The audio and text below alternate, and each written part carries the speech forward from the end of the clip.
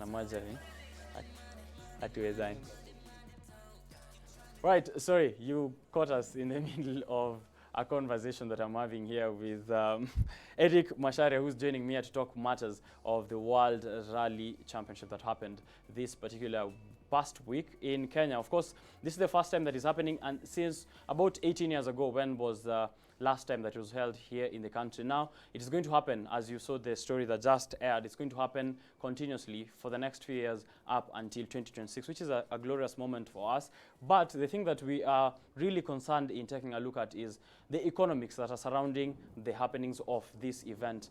As I said earlier on, the hotels around Naivasha were 100% booked. All of them were 100% booked as of the reports that came in last week on Friday. And of course, transportation towards that region, there possibly must have been a hiking of prices, but that is something that I want to understand. I'm trying to take a look at what are those aspects of the economy that got affected or were boosted as a result of the happenings that were here last week. Now, I am joined, of course, as I said earlier on, you caught us in the middle of our conversation that is with Eric Macharia. Asante sana for coming to the show. Thank you for having me. And I'm hoping none of that confidential information has leaked.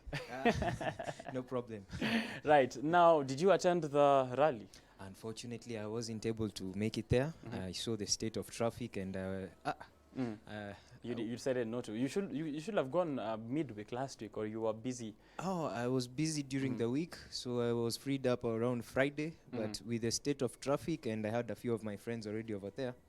5 hours of traffic. It's not something that you can bear. It's not something that I was willing to go through. And of course, that is a lot of fuel consumption on the road, which is also something I am keen on taking a look at, how much fuel people were burning there as they were trying to make their way into the rally. But first of all, you said you were a busy man last week. You're an expert in business development, and you're a strategic expert. What briefly does that involve before maybe we get into this conversation? And a brief introduction to yourself, of course, to our audience. Well, my name is Eric Macharia Maina, commonly known as Manda or Maito if you're in sports. I am what you would describe as a new age entrepreneur. So I do a couple of things. I am, as you said, I'm a business development consultant. At the same time, I'm also an independent financial advisor working with under Jengis Capital. Right. I'm also a founder of a juice company. Goes by Manda Juices. I also run a pub and restaurant. Wow. I'm also the club secretary to Kiambu Rugby. I've been featured here before. You are a rugby player? No, I run the club. Wow. Yeah. You are born to lead. Seems so. Right. Yeah, I'm also in church. I'm a very active participant in Roy Peffer Church. Praise the Lord, Brother Manda. Amen. Right. So I'm also a crypto enthusiast, a political analyst. Yeah, I'm a lot of things. You're a jack of many trades. Yes, I am. Or Amanda of many trades. Yeah. Right, welcome to the show. Okay. We'll be taking a look at, of course, some of those interesting bits of your life that you've mentioned. Yeah. We're trying to see with the guest who got off air with us, that is Ms. Muthoni Njogu. We didn't get quite the time to speak about crypto, and you've said you're an enthusiast, so maybe you might advise us where to place our money at the end of this conversation. There's no problem. Yeah, of course. Now, last week, the rallies that happened, what, first of all, does that mean for Kenya in general? Since this is happening for the first time since 19 years ago, what does that mean for us at this particular moment, especially as a country? We are struggling with how the economy is. The budget just got released. We have hit the debt ceiling, but we had a rally that came in, and the government was saying it was prospected to inject around 6 billion Kenyan shillings into the economy. What does this mean for us now? I think it's a wonderful thing, very, very exciting thing for the country, especially at this time when COVID has really, really impacted in the economy and the tourism sector, as well as the hospitality industry. This was a well-deserved break for them. I think this has done really good. This has done really well for the economy, I would say, and also for the reputation of the country as a whole. Right. Remember, this event was actually watched by close to 1 billion people globally. Wow. Yeah. 1 billion human beings. 1 billion human beings were actually watching Kenya and what is going on in Kenya. Right. So in terms of just even beyond the economy, strategically, even for the positioning of the country, just coming out of winning the UN Security Council seat and then having a billion eyes actually watching what is going on in that country. That puts us somewhere on the map. Yeah, it does. So I think it was a very good event, and finally the rally is home. Yeah. Right, for the next few years. Yeah, hopefully it won't go back. It will And just stay hopefully we get a Kenyan winner for the coming years. here. Yeah, you know, funny enough, the classic rally was actually dominated by Kenyans. Wow. So Kenyans were the top contenders. They were the ones who used to win a lot. That being said, this is no longer the rally that was back then. The days of Patrick Giroux and the likes, the famous ones. Remember that was more of an endurance competition. Closer, I think it was more comparable to the Dakar rally than it is right now. So right now, with the World Rally Championship, this is more elitist. I'd say it's more, how would It's I more put class this? than endurance. Yeah, plus also the stakes have gone up, and even the event preparation, things are very different now. Right. Yeah. And now this is a new age, of course, and now things are being streamed online, but that is True. which made it possible for a lot of people to watch it. Yeah. And I don't know whether it was the winner who is Ogier. Apparently, some of my Sebastian. colleagues are saying he comes from Luo Nyanza. But now, Sebastian, I don't know whether it was Sebastian, I don't want to misquote him, but one of the rally drivers, I'll be getting the name before the end of the conversation, said when they were coming into the country, they were trying to consider what the economy of the country looks like in terms of the standards of living, the prices of items, as compared to the budget that they are spending on the rally itself. Should the country be concerned in the expenditure of how much it will be costing to put up vis-a-vis what it looks like for us as a country? Some people were saying that, of course, this is bordering political lines, but politics and business seem to be going hand in hand a lot of times. Now, people are saying, we don't have vaccinations, enough vaccinations across the country, not enough tests still, and there's this event, very huge event that is putting us on the map that has a huge budget. Even the organizers were spending a lot of money. Should we be concerned? Should we sometimes put politics aside and focus on some good things that are happening around us? On this case, I think the return on investment on the rally will be something really humongous. I don't think let's put the politics aside. Let's look at this from this perspective. This single event, if you just look at it, even like you mentioned earlier, the bookings, they were over capacity, not up to capacity. Over capacity. You will find camps that had to, all their rooms were booked, so they had to even book grounds. So pitch tents. For people to pitch tents. Remember, now fuel, like you mentioned, there was traffic. In traffic, the car still consumes.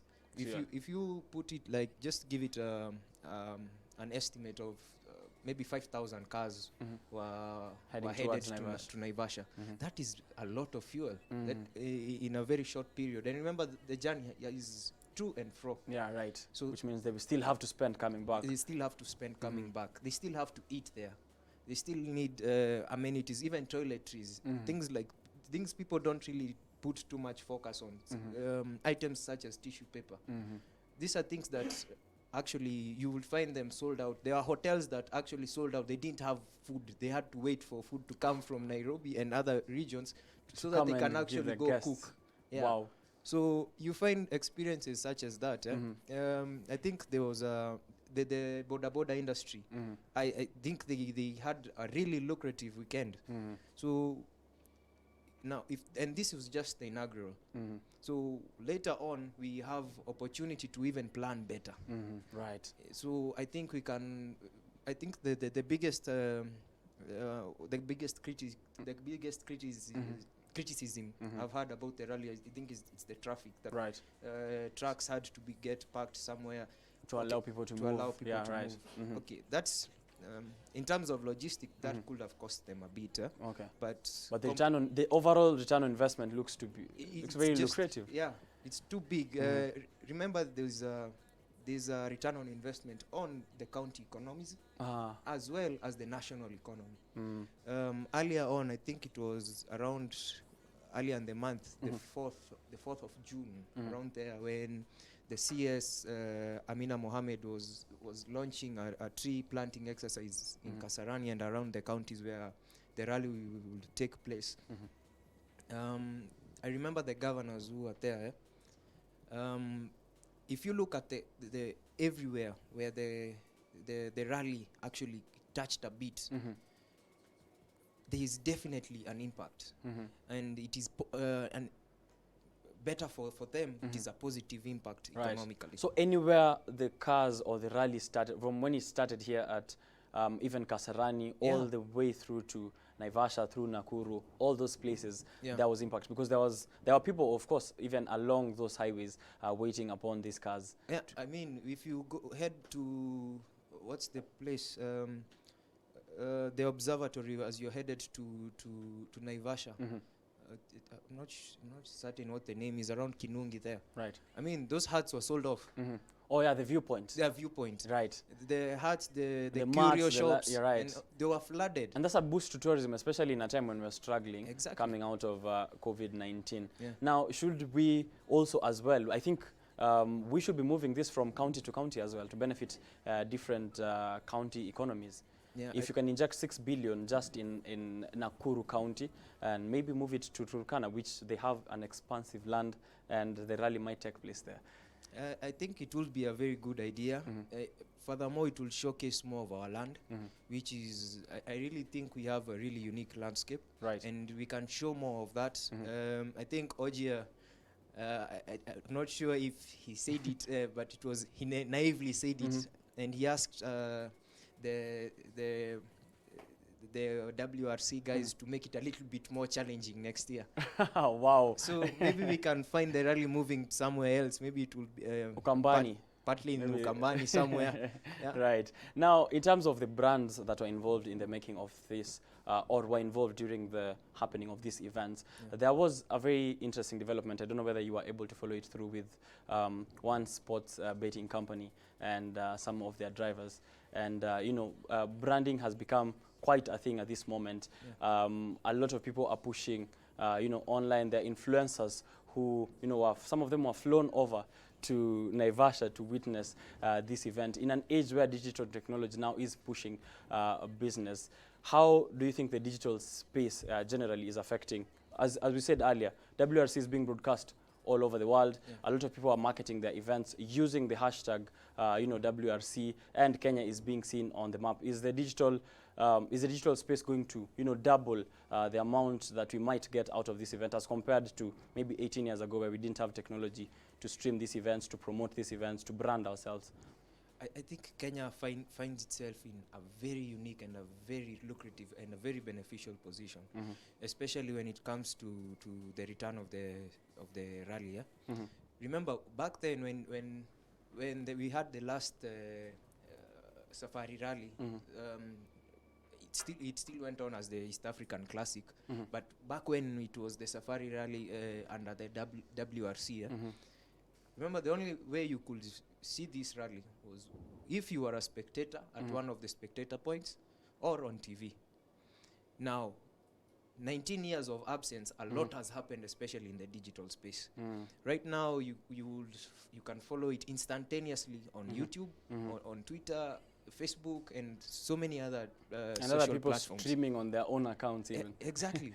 So you find that the return of it put us in a really good position. That way, a lot of content has been put out there. I think there was a lot of excitement about the return of the rally, and so much content about so much content on the rally has been put out there, especially on the digital space.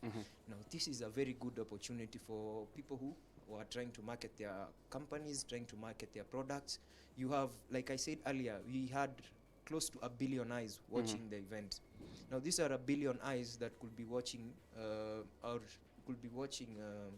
an ad or some sort of content Right. directed to try and gear you towards purchasing a certain product or so. And I'm saying this is a good opportunity also even to attract investors from, you know, outside who are looking into Kenya, and also for us to, you know, showcase that we are able to hold such huge events. Maybe eventually we might be able to even attract the possibility of holding even rugby international events and even football sporting events. I think it has, especially when you look at the kind of investment that is going into rally nowadays, and the Safari Rally actually being seen as I'm looking for the word, imefika hapo. Right. And the fact that we've actually showed that you are capable of actually running such a big an event. And remember, the Safari Rally is now part of the World Rally Championship Series. So this is equivalent to, let's say, rugby, having Safari Sevens as part of the HSBC circuit. Wow. All right. So it's a very big event for Kenyans. At the same time now, it will probably even allow more investments into sports. There's a growing culture on motorsports, and I think this is something that maybe the Kenya Motorsports Federation needs to look at. Now, if just as an example, the whole weekend was, if you're somebody who follows these memes go around, I think we are really good at making memes as a country. We are surviving through memes. we had these memes about the Subaru boys, and it was a really huge trending topic around the whole weekend. Now this shows that there is something taking root, especially with the younger population in Kenya, and something that can actually be apart, of course, from those shenanigans surrounding what Subaru boys are about. Put it this way, we are already having I'd say clubs, motor clubs, right, developing from enthusiasm of right. You see it in most cars, even on the highways. I think there's stickers. There's a Subaru club, there's a VW club, and I think there's now a classic club where people get cars from classic cars from the days. Yeah, and they actually tour around the country. I even saw a Peugeot club on the highway. The 504s and the 404s. Right. Yeah, so I think this is something that can be tapped into and actually nurture that enthusiasm. Yeah. The only problem I think that with Kenya is that we still don't take sports as a business, because sports, remember, has to make money. It's not just for entertainment. And you run the Kiambu Kiambu Rugby Club. Yes, the Kiambu Rugby Club. So you will understand that sports actually does make money. Yeah, it does. And there's so much potential, especially with I'd say it broadly, even with Africa. Remember, we have the youngest population in the globe. And put this at, I think we are 65% of the entire 1-point-something billion people, African people, are young people. That's a lot of that's a lot of us. Those are a lot of people. Now, if you are able to monetize sports and actually develop them into this will be an economy into the future. Yeah, this is actually the sports economy has so much room to grow, and I think with the return of the Safari Rally, I think it's high time as Kenyans maybe we start thinking about maybe switching lanes and going to the next level of the sports economy. Right, now, before we maybe round up on this interesting conversation we're having, I'm realizing the more we talk, the more interesting this conversation is becoming. Now, since it's broadening, let's take a short break and do something interesting here. There's a game we play on this show. It is called Identify the Brand. Yeah? Oh, okay. Now, everyone who's at home, it's time for Identify the Brand. If you're joining us for the first time, this is where we try to identify 10 of the brands that my director and producer will show us on the screen, and they'll be ready. So I'll be playing against you. Okay. So what you see is what you write, and if you don't get it, you just pass, and then we'll mark against each other, even with people at home who are now playing quite a number. And I'm trying to see the highest score today. So if you get your answer, you can send it through the comments as fast as you can. I might have something for you. We just watched a couple of things. You might not know what I have in store for you. But today, for today's winner, if you score a 10 on the first try, don't lie to me. Identify the brand. Let's go. The first brand on the screen, this... so do I just write it down? Yeah, just write it down. Yeah, we done saw it. Next. Wow, who is deciding these things today? Next. Hey, bro. All right, next brand on the screen. Wow, what's happening? Hey, next. Wow. Hey, at least somewhere I am well versed. Next brand. Wow. Of course. Mambo yangu hayo. Next.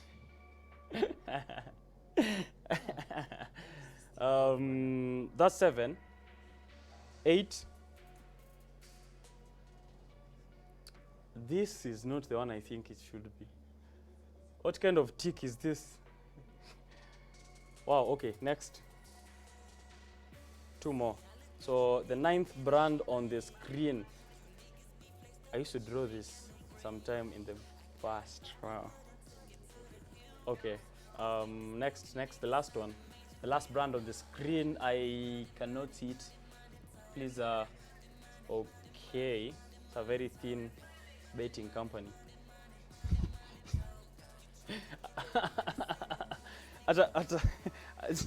Let me not try that last one. Those laughs are enough to tell me I'm wrong.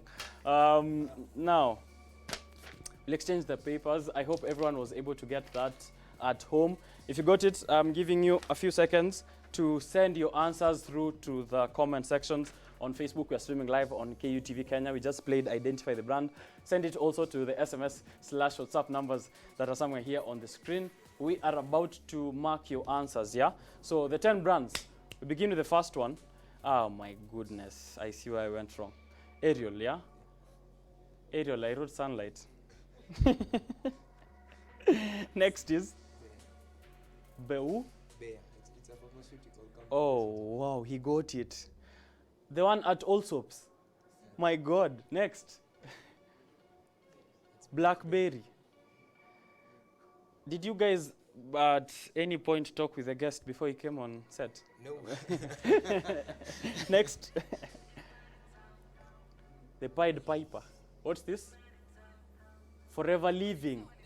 AIM Global. What's that? Next. Isn't this the school I went? Oh, Harvard.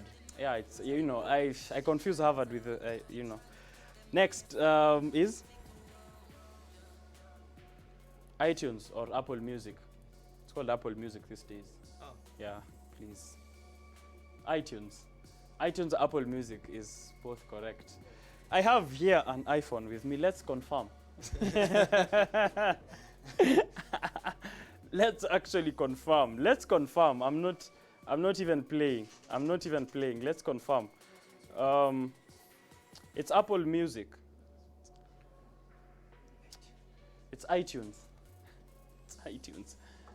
Wow, it's iTunes. Right. Next, it's iTunes. Next. Karatasi. Nimeandika Kasuku. Wow. I knew the brand, But you didn't. I tried to get it out, but it just couldn't come out. Let's get it on your mic. Oh, You knew? I knew the brand from somewhere, but I just couldn't get it out. Now it's out. It's Karatasi, yeah? I've grown up with these books. Karatasi. Yeah. Wow. And next. Rexona. My God. I thought it's a crooked Nike. Next, the last one. Serena. What? Serena Hotel. Hey, sisi wawili tumeandika SportPesa. I won't lie. So the last one is Serena Hotels. It's what? That is SportPesa, is it? Wait. Oh, you wrote Sarova. Yeah. It isn't Sarova, right? Yeah. And the last one is Strepsils. Straps? I thought it's a thin SportPesa. I actually thought it was SportPesa also. Shows you Wow. the power of advertising, Right? and branding. Yeah. Indeed. Now, 1, 2, 3, 4, 5. Our guest got 5. And got- whatever I got is up. It's between me and you, please, yeah? let's maintain that friendship before it goes worse. Thank you very much. Carry on. Here is your score. Oh, You're the top so- scorer of the set. So I'm supposed to write Yeah, this you're down supposed also. to write my score. Yeah, let me take it how I used to pick my chemistry paper. Right, thank you very much. Thank you for playing that game with us. Of course, it usually enlightens the show. Yeah, And it's the very people who have interesting. played the game, I'd love to see how many you scored. I have been losing for the past quite some time. I think the guests who are coming through this time are really on fire. But asante sana also for having that conversation with us about the WRC. I Okay. realized the topic was broadening as we were getting into it, and we can't really cover Yeah, it's such a much huge of topic. it. So we really appreciate that you could be able to come through. Maybe your last remarks, what you're looking forward. Are you going to the rally next year, please? Definitely, you wouldn't miss it. You think there won't be traffic next year? We'll probably fly in. Yes, please. Yeah, I stamp that. I stamp that. Yes, and we are hoping that this will actually, the money that is being injected, you being a political analyst, I'll have to mention that the money that is being injected into the economy, we are hoping out of the 2 billion that is being stolen every day, they have just a bit for us. I think there is somewhere where we got wrong. Mhm. When they said that there was 6 billion that was going to be put into the economy, Mhm. the government of Kenya wasn't the one putting in 6 billion. Mhm. I think that's around $58 million Mm. into the rally. No, the money was coming back The into money our was economy. the money was coming back into the economy, having in terms of freight, Mhm. having the cars come in, insurance, and all that. Yeah. All right. So that is what that is basically it's. That is what is happening with the 6 billion. Yeah. Now, I still maintain that the 6 billion that they are getting, don't take 2 billion every day, Yeah. skip a few days, yeah? And give some of it to us. Asante sana. And Karibu we sana. hope we can have you again for the broad conversations that we can engage you on across all the fields that you are, well versed in. Feel free. Anywhere they can find you on social media. I'm not very big on social media. Oh. However, I think you can find me on Facebook, Twitter. I think I still have a Twitter account at Eric_Cafe. Mhm. You can also find me. You can follow me on the discourse. Mhm. It's a sure thing. You can find some of my political analysis there. Yeah, Nice. and feel free to reach out to me through Facebook also, Mhm. And also KUTV. and KUTV as well. Yes. Yeah. Yeah. So I think that's that. Right. Yeah. Thank you very much. We're going to take a short break here, but I will be leaving you with Tech Voice. Of course, it's time for you to take a look a bit of technology. And today, we are going to show you how to start a podcast. Yesterday, when I was watching Karen Blessing's show, she said I will come here to say which podcast I am from. As you take a look at how you should start up, how exactly you should do to start a podcast, which is a very, very simple steps. Go online, check out Sisi Watatu podcast, which is an awesome podcast that I run on the side. This is Biashara Tuesday on KUTV Rise Today. My name is Richard Okenya. Don't go too far.